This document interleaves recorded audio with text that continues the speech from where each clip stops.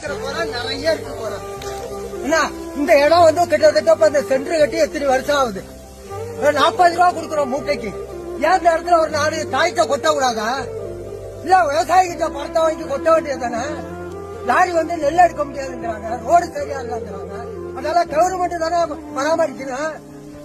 பேசுறாங்க, நியூஸ்ல பேசுறாங்க, முதலமைச்சர் பேசுறாங்க, எல்லாம் பேசுறாங்க, உணவு அமைச்சர் பேசுறாங்க.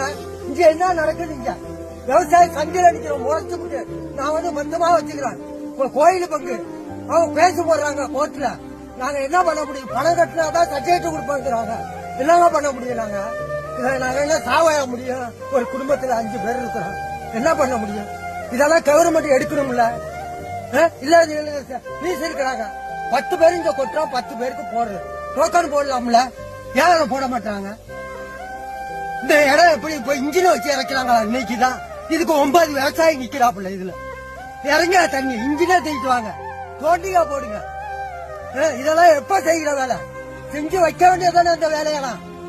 சம்பாவில நெல் கொள்முதல் பண்ணீங்களா? அப்படி போட வேண்டியதானே. இத இதுல வர்ற அதிகாரி பூரா எல்லாம் வந்து பாடுறாங்க, போறாங்க, பாக்குறாங்க. அதெல்லாம் செய்ய வேண்டியதானே.